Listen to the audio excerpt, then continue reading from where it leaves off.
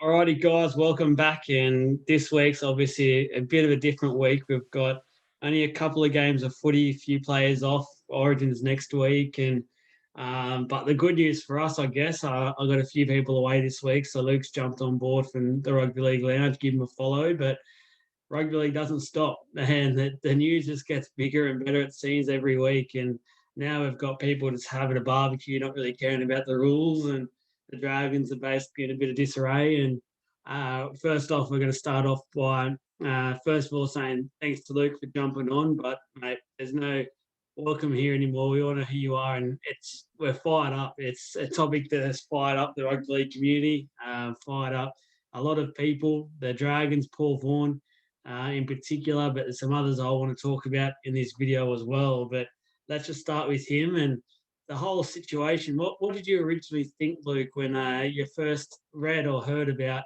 what had happened? Pretty gobsmacked, to be fair. They obviously knew the pushback obviously was going to be massive, and just morally, it's just a bad decision. They're putting a lot of people in danger, and they realize this. It's not one of those things like in hindsight we know that. We know what we've been going through this for a good year and a bit now after the COVID situation. They understand it's bigger than them, it's bigger than the game, it's affecting so many more people. So from that point of view, it is really it's just disappointing. And on Paul Vaughan himself, look, I'm a huge Paul Vaughan fan, and I don't want to turn this into a Paul Vaughan love fest, because that's exactly what he doesn't deserve right now. But I was just really, really gutted to know his role in this, and just everybody else involved in this. A couple of shining lights. I'm glad that you see Ben Hunt not involved in this, and I guess the people that weren't involved from the Dragons, thank you, good decision, because peer pressure is a thing and all that sorts of things. So I'm glad they didn't stoop down to their level. But in terms of I just want to talk quickly about the image of the game. People outside of rugby league fans do sometimes have this perception of footy players just don't think about themselves. They've got this kind of this attitude at times where they're bigger than, they put themselves on a higher scale than other people. And incidents like this doesn't help help the game's reputation. So just really disappointing. And you can obviously to have you all say on it, but just gutted.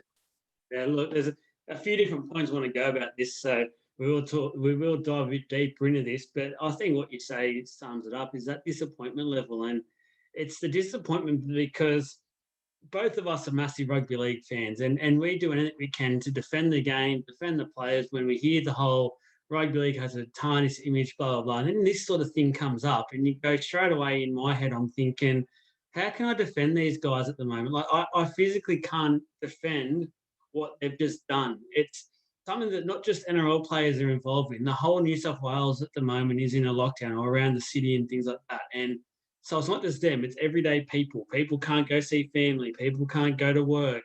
It's not just them, but yet they're the ones on the $800,000 a year. They're the ones that can afford to have a couple of days off to just chill out at home and, God forbid, spend time with the families and things like that, where they get the chance to even go and see their mates in the dressing rooms at training. So they're still not, it's not like they don't get to see these guys.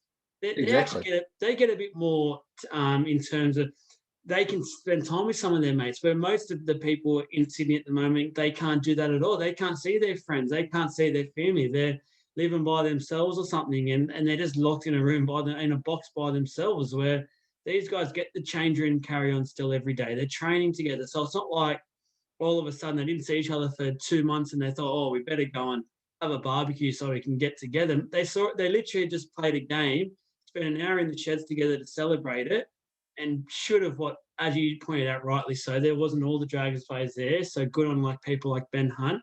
I also want to give a big shout out to Cody Ramsey, a young player who, for mine, who wasn't on that list, shows what type of player he is and what type of guy he is. and they're the players that the Dragons need to keep. Now, you see people, I've seen people lately carry on and go, look, it's only a barbecue. Why are they getting roasted for this? It's against the law.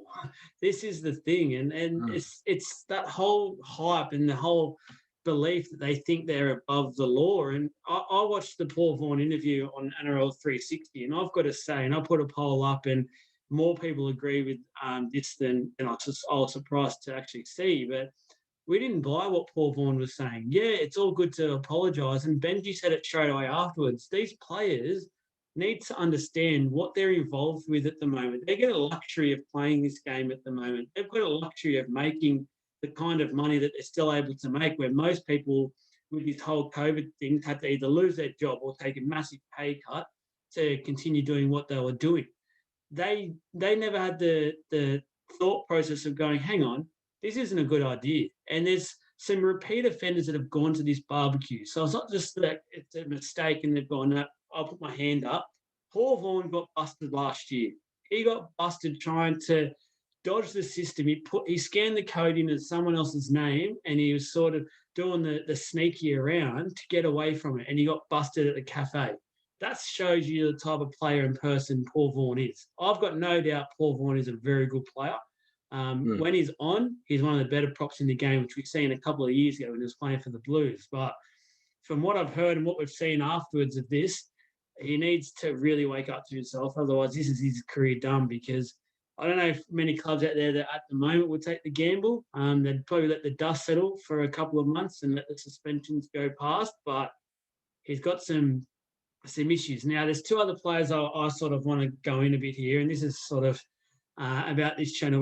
We say how it is. And Corey Norman, for one, the amount of things that guy's been involved with in the past, and I know that he's got some good people in media personalities and sites and that like him and are mates with him and things like that. Look, we don't have any affiliations with him, and I'm just going to say the guy just needs to honestly wake up to himself.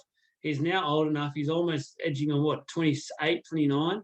He's got his own business. Everyone knows his business, and he's got other things going on. You've got to be, if I'm working for my business at the moment, I know whatever I do is going to reflect onto that.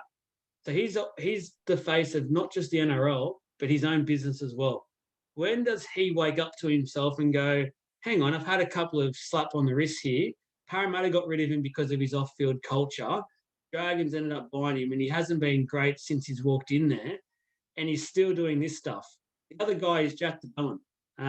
I'm sorry, but the guy spent 2.5 years out of the game. Any chance he got, he cried that he was missing the game, couldn't wait to be back around his mates. That's all he wanted to do. He was crying innocent, all that sort of thing. He may have been, but, mate, you've been back in the game for a month, and now you've gone ahead and done this. If that was me, I'm making sure I get home, do everything right for every day of the week. For once I'm back in the game that I loved, that I kept telling everyone about. Instead, I'm hiding under a bed because I know what I've done is wrong, and I'm putting myself in that situation to start with. I just think there's a few players there that if I was the Dragons, I'd be letting go of straight away. That'll improve your culture. The culture there is pretty shocking at the moment, apart from, as you said, and rightly so, about 6 or 7 players, which I don't want to put them in the same boat. They've done a good job, and that's why they are rep players and good up-and-coming players. But there's some players here that need to just look at themselves in the mirror and go, what am I doing in my career? What do you make about that, Luke? Yeah, I think, obviously, all involved, you kind of think everyone should be judged accordingly. But when you focus on the Corey Normans, Paul Vaughan, and Jack DeBellin, I think it is appropriate to do so, because let's look at there's so many angles to look at the Corey Norman situation. You've touched on it brilliantly there. He's representing a lot more than just the NRL, like you said, and it makes it very difficult for the likes of Isaac John and everyone else involved in that company as well. He's also off contract, or he's also being asked that, you're not wanted there this season, and this is probably an example why. Even though footy-wise, he still has value in the league. But look, if a guy's if you're looking at signing Corey Norman, this is a way to put you off him, to be fair. And Jack DeBellin, all the man, trying not to curse, but like all the stuff that you've been through the last year or so, you need to just, and you might be as innocent, clean as a whistle.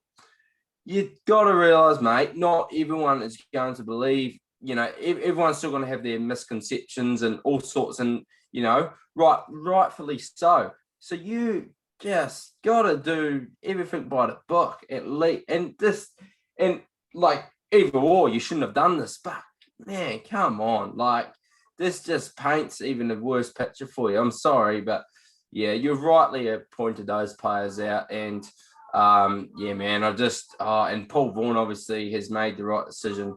They made the right decision, let him go, especially after hearing about that sexing scandal as well. I do want to ask a question about Paul Vaughan before we, move us along.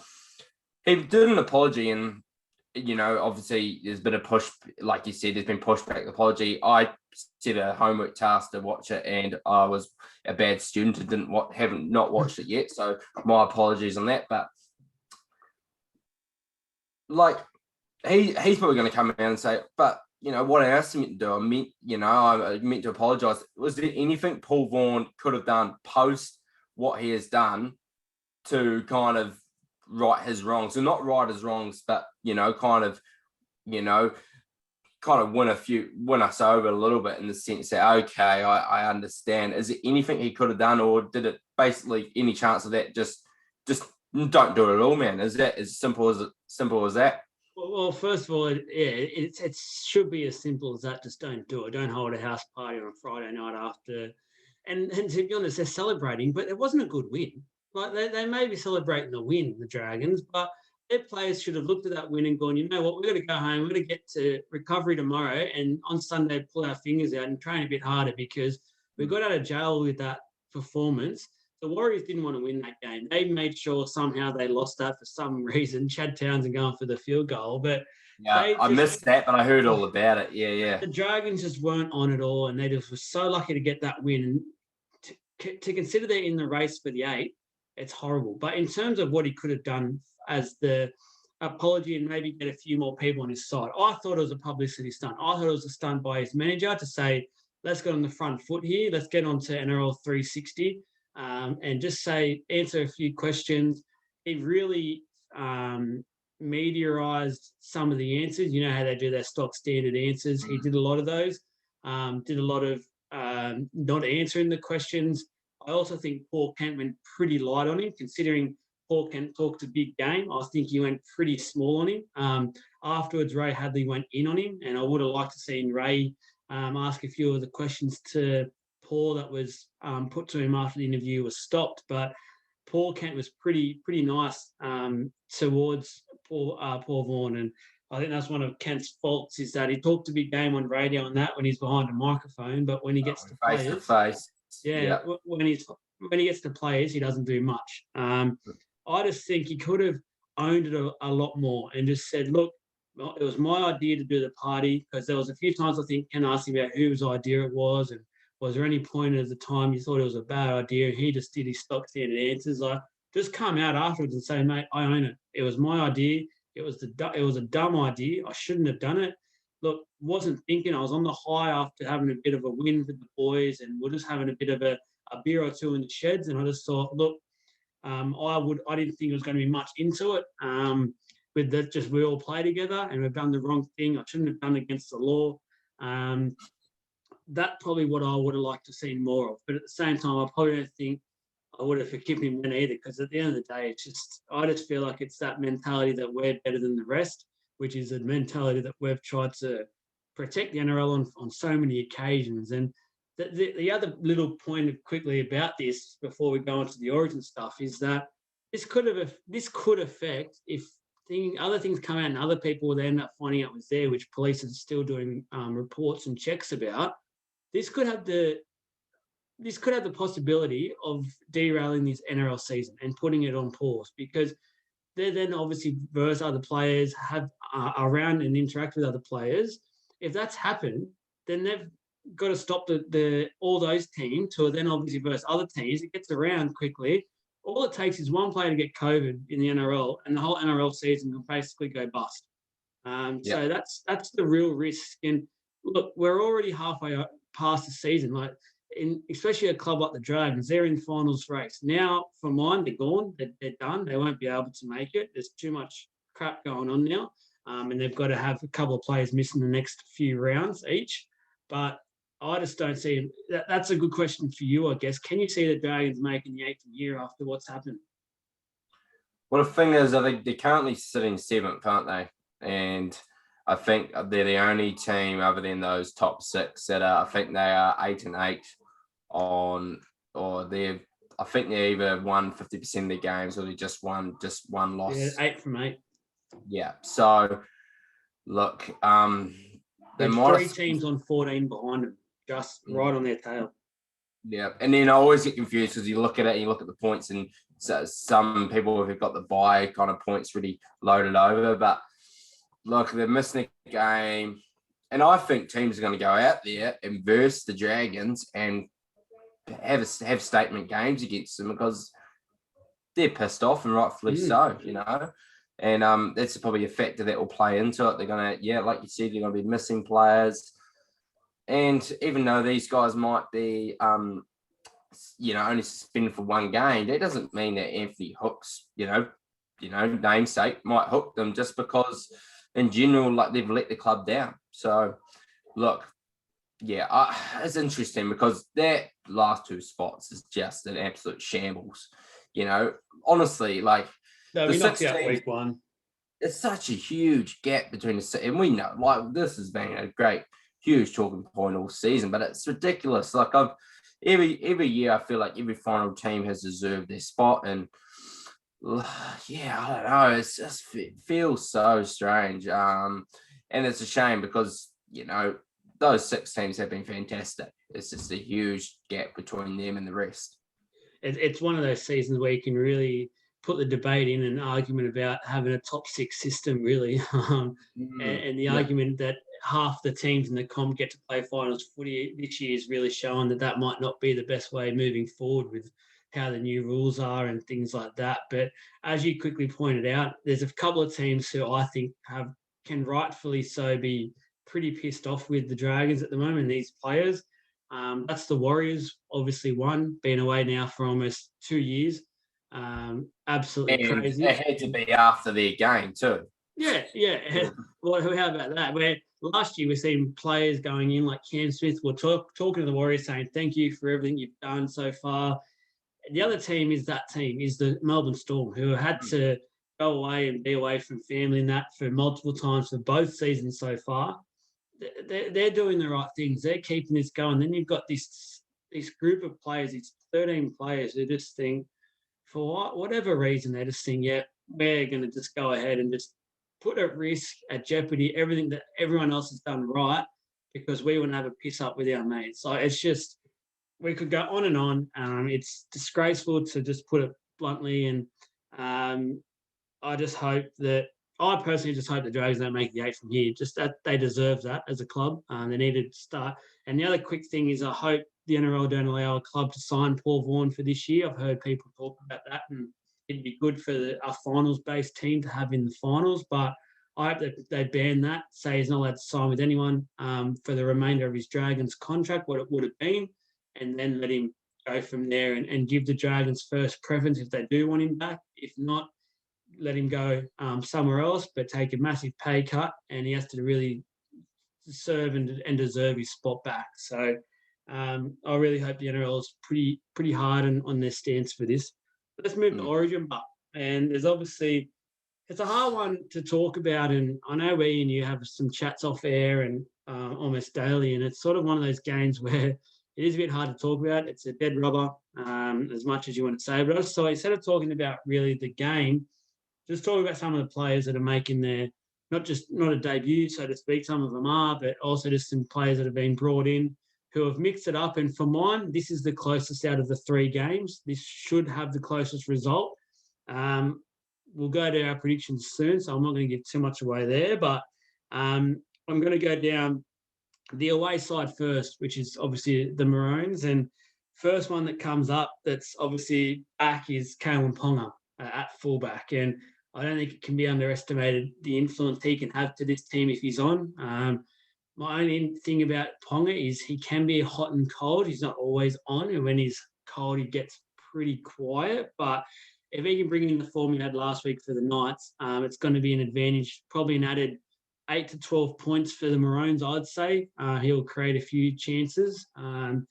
What do you make of Ponga? I know you're a Maroons fan. Does it obviously excite you? Yeah, it's interesting. Ponga, I actually, did a bit of a post on him earlier this week. So, hey, if you're not already, go check out the page. And on my post, I do a post around stock report, just give myself a plug. And basically, I was selling my stock in the sense that he was a guy that I thought was falling down kind of when I talk about the top fullbacks, I thought everyone was kind of making gradual steps, and he was someone that was probably, couldn't say declining, but just not making much of progress. And sometimes that wasn't his fault, injuries, and then Pierce being out, and just, kind of being on a playing field that did not favour him, but just so much talent around them that it wasn't. But yeah, last week reminded me, how impactful he is. And, he's not turbo level in terms of making his teammates better, but he just a sense of energy they had, the whole Knights team. So, and Queensland will get that too. And Queensland really need it because, if one player's out, like Fafita's been ruled out, the depth is a huge issue for Queensland. It is going to be for, a good period of time. It always kind of has been, actually. We're quite lucky over the years, but Ponga, brings us electricity. Look, you are right about its up and down kind of tendencies, and it's also a negative that it is. Was that Newcastle? So I think we're going to have a blue, blue crowd majority, Blue Castle.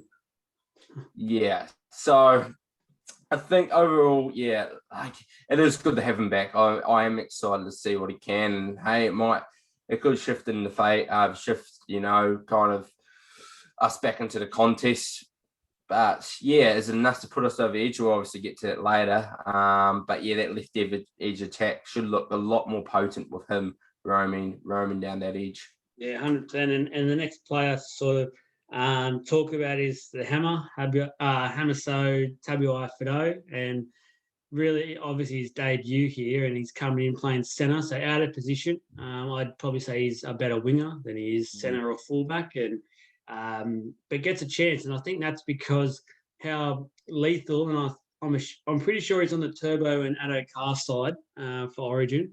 Yes. I'm pretty sure he is. So he's obviously there with a bit of speed and to hopefully cover in defence. But I'll tell you what, that talk about throwing a deer in a headlight. Imagine making your debut and you're up against Turbo Trbojevic. It is the form he's in. It's sort of a, here you go, brother. Please go try your best. See what you can do.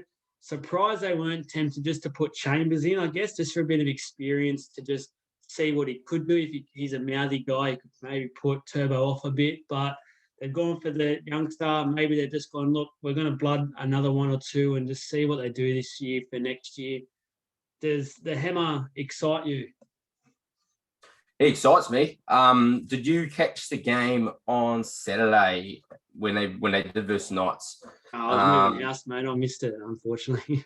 Well, just look, terms of the greatest no tries of all time, right up there. Kind of a full length of the field. Holmes caught one of those bombs that's just going everywhere, and did a great job to kind of get it out to Hamiso, and kicked it on the last, kicked it on the first, zero tackle, had to kind of got shunted outside of the field, and then got back in, but then when he put it down, just his left foot skimmed. So I don't know where you'd find that. If you watch the replay, obviously it would pop up, but man, it was fantastic. And he's shown he's not afraid to put a little kick in on the first tackle. He's done it at the Nines. He's done it several times in his rookie season. Sorry to go off topic, but that stuff excites me. It really does. And I've got a really good mate of mine from Greymouth, called Griffin Neem, who's going to be hopefully making his debut in the next couple of years, who flattered with Hamiso, and it's awesome hearing stories of him. Look, Hamiso's... Yeah, sorry, what was that, mate? I'll ask you a question, though, just of what you said. Do Queensland need to pick a team to try and outscore the Blues, if possible? or do Queensland need to pick a team that can somehow contain the Blues somewhat to make it reachable to at least score a couple of tries? Yeah, good question. And it probably leads into, honestly, I'm not too sure. And like you said about the Will Chambers thing, I had him in my lineup, and looking back at it, yeah, maybe I would have changed it to Hamiso, because I think I do like the idea of looking at outscoring them. But how are you meant to outscore the guy that the majority of rugby league fans are saying is having one of the best rugby league individual seasons we've ever seen? And he's just part of that, there's all round talent in that team. So yeah, I like the thinking. Look, at first I thought, yeah, put Chambers in defensively. Also, it's poor Hamiso, like put him in. He's going to get, there's a chance he will get torched. Even though I like him, I think yes, he can match speed with speed, but yeah, I'm not too sure. But I guess it probably is a good time to put him in there, because at the end of the day, he's going to be put in there sometime, and we're going to see if this is an option, if we can play attack against attack, and probably is the best opportunity to do that, rather than next year we think, oh, let's give Hamiso a go in game one. Let's see how it goes in this game, and then also see it's good for Hamiso. Like, okay, this is what I got found out on in this game. When I'm ready for game one next year, I'm more prepared. I can work on that in the off season, and so I think overall I'd actually would change my team, and I actually probably do favour what they've done with Hamiso. But I think also I had that belief that you did. I believe he is best positioned as a wing, but I think we have better wing depth than we do centre depth, because even Gagai can go wing if need be as well. So yeah, we're centre depth. Our best centre. Our best centre has been a winger in the past, and also Kate Well, who's a second rower. So, yeah. The last one I want to talk about in the Queensland lineup, and it's a player that I think stabilises it somewhat, and it sort of sums him up as a player and how he's been the last couple of years. He's Capewell, obviously moving to the second row, his preferred position. Unfortunately, just trying to take on either Latrell or Turbo has been too hard a task. It's just, as we just said, it is so hard to contain either of them. So wherever you put him, it was going to be hard.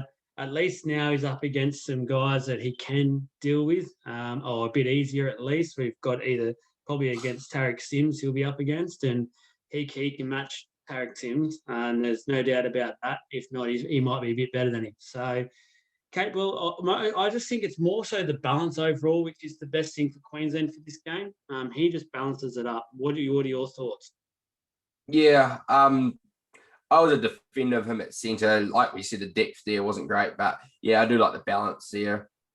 At second four with him at second row, he really needs to, and I think we touched on this in one of my episodes, but obviously your viewers wouldn't have seen it, where I think he hasn't really been talked about this year in terms of his NRL season. Like, Liam Martin was fantastic last year, one of the best second rowers, and was earning Origin buzz last year. And for some reason, Penrith were, we know they only lost one game after COVID, and that was the grand final. And so why would you change things up, And they put Liam Martin to the bench, and they shifted Capewell there. And look, I would have said he would have had a chance. Yeah, I wouldn't have, obviously made Origin last year, but I definitely wouldn't have thought he would be in the Kangaroo selection, because, I thought he only just made the Maroon side because of the lack of depth. He's really, he's put himself right in the frame this year. He's been fantastic. And I think he gives them, he's fundamentally strong, but he's very mobile. I like what he can potentially bring in. He will, just thinking, will he be left or right? Because obviously he will be, Kafusi's the other second row, and he's been predominantly right edge, so but good chance he's on the left edge. I think he'd be left edge. So I reckon he'll go with and he was playing left with centre the too. hammer, I think they'll help him out with defence. So they'll be up against Murray. Murray, yeah, I think that'll be right. I think it'll be good, and I think it'll be interesting how he links up with Munster. I feel like he'll be a guy that links up well with Munster, a guy that Munster can give the ball to early, and a guy that he can put Capewell into a bit of space as well. So yeah, I really do like Capewell as a player. I think he's going to be a great signing for the Broncos. Yeah, and then just obviously in the first 17 that was released, Fafita was in there. He's obviously missing now. I haven't had a chance to double check this, but it hasn't changed on the NRL site. But I'm assuming I don't know who's in. I'm assuming Molo will, because of their reserves, you've got Molo, Mann, and Tom Flegler. Out of those three, I'd be going Francis Molo, who I thought was probably one of your better forwards in game two, even though you were getting beat again. But I don't know. Out of those three, I think you'd have to probably go Molo, I think. I like Fledger as like long term, and even now I thought he's actually been playing all right this season. I really wasn't. There was a stint last season, like all Broncos at the start of the year, where I thought he was playing red hot. So long term, I think Fledger's actually, I like him as an Origin prospect, but yeah, I understand that because he didn't really put a foot wrong last week. He didn't wow me, and he was a guy we talked about. We were a bit shocked we saw him in there, but when you think not Neil Henry, Paul Green's in there, not too surprising, but yeah. I think he was slot in there, but it'll be interesting if they go for like more of a back rower. Cohen Hess is a guy that's been a bit better this season, but he's actually benefited more from being a middle player. But yeah, I don't know. It'll be interesting to see what they do. I've got to put my hand up and admit to a mistake just then. I actually I thought Milo was Fodawaker. Fodawaker's been your gun forward this year, I think, not Milo. So, what I just said about you. Yeah. Sorry. No, that's all good, man. but no, Mofo's been great, though, just on him. He's been tremendous. Really good in game one. And, yeah, game two, I don't think really missed a beat either. He actually can't remember. But he was definitely the standout in game one. I think the consensus was saying that too. Yeah, well, let's go to the Blues. The Blue Wall only conceded 6 points. Do we have to?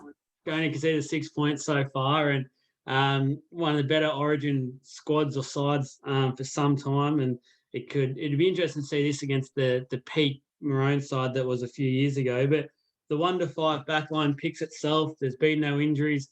It's just the train rolls on, the juggernaut rolls on.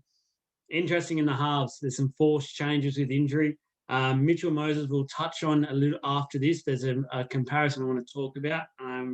But Jack Whiten gets his chance at 5'8". He's been around the squad playing 14. I think Fittler's still in this to reward him for being in the squad. Hasn't set the world on fire, it's fair to say, this year. He's been in a disappointing Raiders side.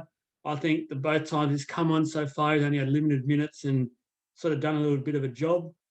This is obviously his chance, but look, if you're a half at the moment, all your job really is to create a little bit of space and early ball to give to Latrell or Turbo. So whatever side you're on, you're basically just setting up either of them to just then cause havoc for setting up either Toto or Addo Carr to streak down the sideline and back in. So the Whiten decision, if I was a Queenslander, I'm probably a little bit pleased that he's in just because of his recent form. But I do think with Freddie and how that squad is going, he will do his job. Look, I know you're a Maroons fan, but what's your quick thoughts on Whiten?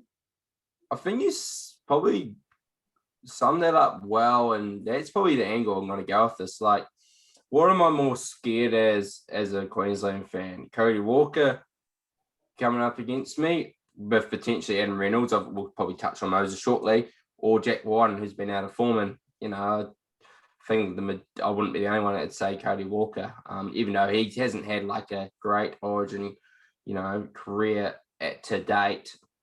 But and Jack Whiten was one of those guys where I did a bit of posts saying sitting on the fence. I was sitting on the fence for a long time over who I'd select, Whiten or Luai, because I did look, even though he wasn't in great form, I think he has dipped. I thought actually he wasn't playing too bad at the start of the season, and it was a few other reasons why the team wasn't going so red hot. But yeah, the size and just he's an Origin player, so to say, bigger body. And has stepped up from the past, but yeah, man, like he hasn't done much to scare me. So as a Queenslander, it gives me a little bit of hope that maybe, and he's just it's just a different style. It is just a completely different style where you can replicate somewhat the style that Luai and Cleo give you with Walker and Reynolds, but you won't touch on the Reynolds part until we switch on the Moses. But yeah, I understand the one decision though, from the sense that like he has been your team, and it'd be a bit of a, a slap in the face if you were kind of meant to going to get rid of him, even though you'd won 2 out of the, 2 out of 2 games and convincingly. And he's been a part of it, not a big part of it, but he's been a part of it. He's done his job. Yeah, it's an interesting one, because when you do look at the changes that have been forced with injury, especially in the halves, it's sort of like a bits and pieces sort of put together, where the last 2 games for the Blues and their side, it's just looked real natural. It's been very key combinations together. It kind of looks like a club side at a rep level. It's been very weird how they've been able to balance that squad out. So this one is definitely a bit interesting. It's a worrying sign, I guess, as a Blues fan, just because there's that bit of a mix-up now. But, as I said, his job shouldn't be overcomplicated. Run it hard when you got the ball, or early ball out to Turbo or Latrell. So, look, Mitch Moses, we're going to go past quickly. Dale Finucane, I think, deserves his spot. Has been fantastic. I was surprised he wasn't in there to start with. I know you got a bit of Storm biased with him, but for mine, he's been one of the players of one of the forwards of the comp so far, probably a top 10 players of the comp as well, with just consistency since he got back. As I said, for mine, I would have had him in my game 1 side on the bench, but obviously you can understand why they haven't, because they've just recorded 76-6 so far at the scorelines. But look, just quickly, Dale Finucane, you watch him closely every week, being a Melbourne Storm fan. Well-deserved starting spot. Oh, mate, you'd say there's a bit of a bias, and it's going to be one of the most biased statements that you'll hear, but I honestly think it's really true. Look, obviously there's a bit of a rugby background, being a Kiwi, and Richie McCaw is a guy that has held a lot of value in New Zealand, because he's just a guy that, well, we talked about the opposite before, people not putting a good mark in the game in the sense of the Paul Vaughan issues. I hate to bring it up again, but this guy is everything we should want our kids to be. He is not the most athletically gifted, not natural footy player, but man, he knows how to make an impact in every facet that he's able to. A good human, a guy that puts his all. He's a guy that does get a few penalties, but it's not one of those, it's not. And Richie McCaw's like this. Obviously, Richie McCaw's on a huge pedestal, but he's always puts the body on the line and pushes the line to the most he can, and he's just a winner. It's been scary as a Storm fan, but really awesome to see him being a guy that's been targeted hugely. Everyone understanding his value. It's been great, and honestly, it's been great. It's awesome. I understand why he wasn't in here. I thought maybe they should have picked him for game 2, especially to replace Jake Trbojevic, because I think they're 2 players. Like, do you need 2 of them in a side? Look, but man, you think, like, if you compare him to Jake Trbojevic, Finucane, and Jake's hard because, like, every Manly player gets better with his brother, but man, Finucane doesn't. He just goes out there and performs. He's been fantastic. So really great to see him. But yeah, I think he's a guy, touch on the Richie McCaw factor, that we really need to sell to the game. Like, yes, got some negatives in the game, but this guy, poster boy of the NRL. And I know that's crazy. We've got the likes of the Pongers, Reece Walsh up and coming, the flash footy players, but these guys need to be highlighted. So fantastic to see him in there. I agree with you for sure. And just quickly, I'll just touch on so just quickly on Finucane, every year he's played, so he's played 2019, 2020, 2021, he's always earned his way. He's never been picked in game 1, but he's always found his way in there. And I think that has really been underrated as value. He's always been in the conversation, always been an unlucky man, but he has found his way in there. Yes, maybe a bit of luck through injuries, but hey, it shows a lot. Yeah, well, look, just quickly give you another plug. If you haven't already, check out his Luke's page, Rugby League Lounge. We did a video yesterday in regards to the underrated players or underachieving players, and Dale Finucane was on my list for pretty much the reasons that you've said. Just quickly, I want to touch on Appy and move on. Obviously, he's on the bench. Interesting what he gets minutes-wise, because Cook's shown he can play 80 minutes. I reckon if the plan is, if we're winning by a margin like we have the last 2 games, to bring him on with about 20 to go and let him run amok, but we'll just see how we go there. I want to move on to the comparisons with the halfbacks, and I want to ask a question. I just want to ask you, who's under more pressure for game 3?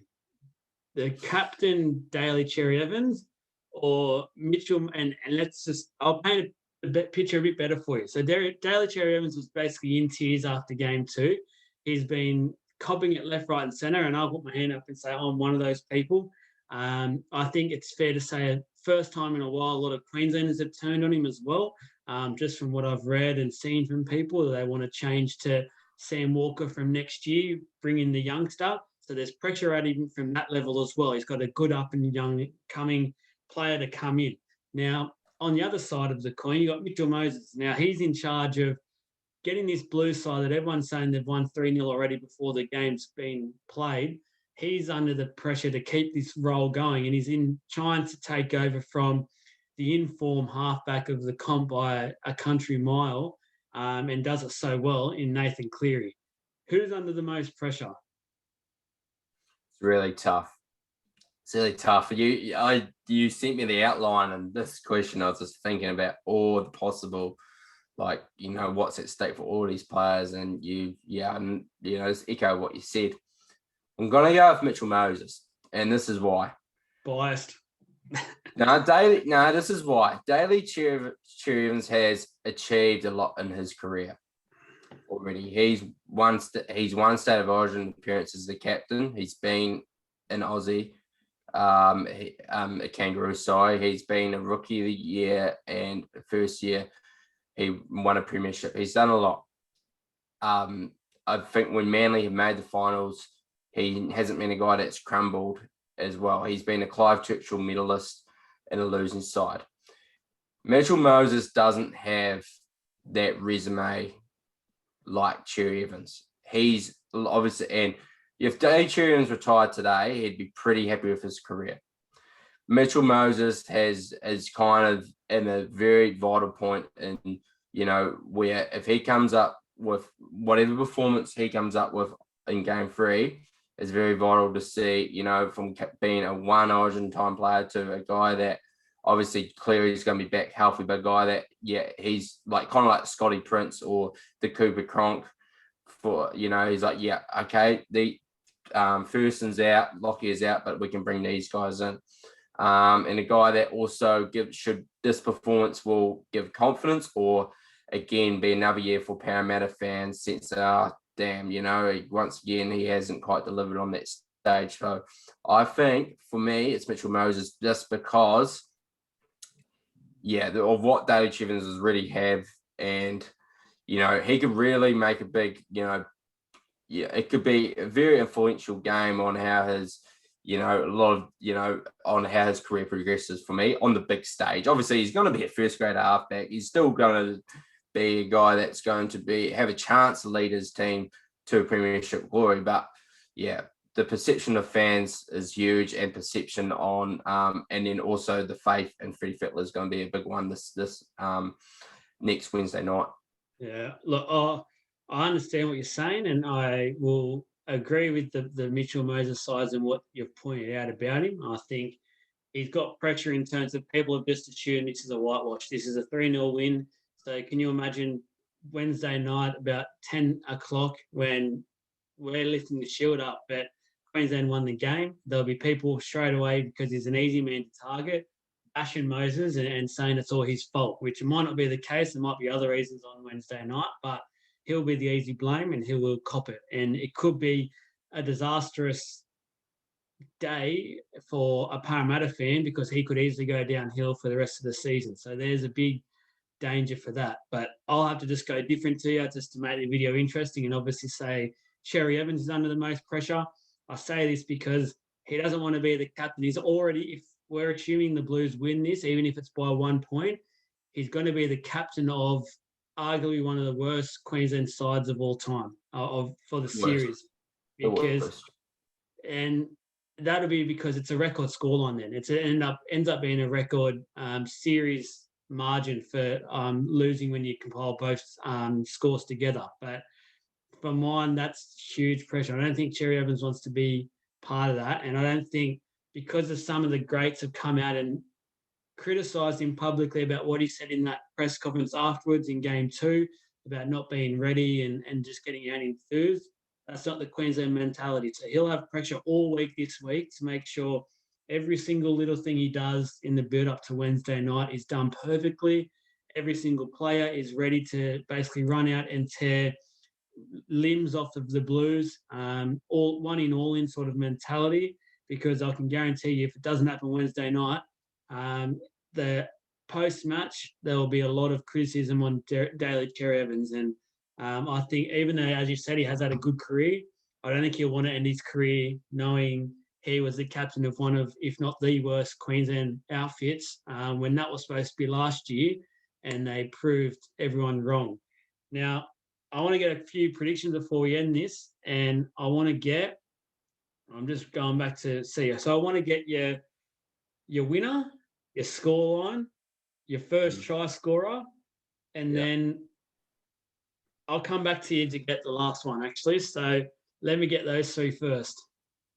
So winner. I'm going to actually put my bias aside here. I'm going to go New South Wales to win this. I do think it's going to be more competitive. I think it's still going to be high scoring.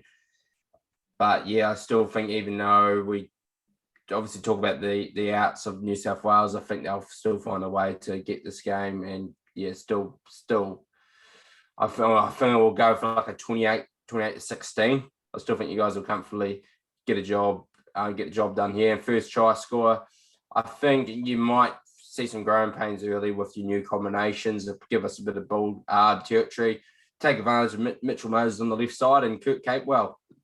Oh, that'd be some good odds. Maybe get a try there. I was looking at obviously Gagai, Nobi Hamiso on his side, but I think we'll go Capewell. Obviously, he scored our sole try so far this series, and yeah, I think he'll keep the run going. So they're my picks. Well, guys, gamble responsibly always, but there'll be some good odds for that. I'm going to say the Blues make it 3-0. I'm going to say 34-14. I'm with you. I think Queensland will make it a bit more competitive, but I think we might run out the last 20 minutes and score a few late tries. First try scorer, I'm going to say the Fox continues his amazing run lately with try scoring, and he'll be first on the board after Turbo does some magic and basically sets him up to stroll down the wing. Now, the last one I want to get your prediction on is player of the series. There's been a few mixed players. Obviously, Cleary was up there, but he misses this game as well as Luai, so that is obviously hurting. Who's your player of the series? Oh, player of the series. I haven't thought about that. I thought about a player of the match. I'll just give him a player of the match quickly. I think Isaiah Yeo might be well, it's not, but I'll just say Isaiah Yeo for a player of the match, because I think he's going to be key to, we talk about playmakers and we immediately think the 9, the 6, the 7, but I think I think he did a very underrated job last game of controlling a lot of the speed and tempo, and he's going to have to do that again with a new combination again. And because it's going to be tight, I think he's shown before that he's workhorse on both ends of the park. So defensively, I think he's going to be strong too. So I think he might be your man in the match, but man in the series, and probably a guy, he's probably up there too. But look, at the moment, I think Latrell's, if we talk about like giving out points, he's almost been my man in the match in all 3 games, because all 2 games so far, because even though counting stats, you probably would pick Tommy and Teddy, but he made the game plays that changed the match. He made that line break in game 1, and he made the strip, plus the force back, and then the intercept as well. Like, he made the plays that ultimately got the momentum going. So I can Teddy. It's out of him with Teddy for me, and I'm going to go with Latrell. I'm going to go with Latrell. It might be one of those things too, like he hasn't got a man in the match or earn him with a man in the series, and obviously it doesn't always work like that. I'll go with Latrell. But sorry to kind of change what you had going with the player of the match, but I think Latrell. Mate, I didn't think you were going to go that way. You've stolen mine. I was going to say Latrell as well, purely because, as you said, I think he's been a real critical piece both games for why we have gone so well.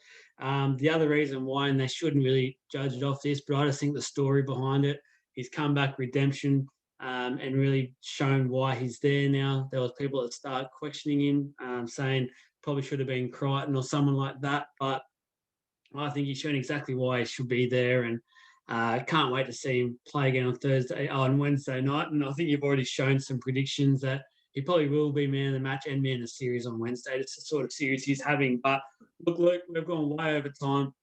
Just what happens when you're talking footy, and like you're talking great sense and logic that we always do. So appreciate. Well, we try to. Yeah, well, I appreciate you coming on board.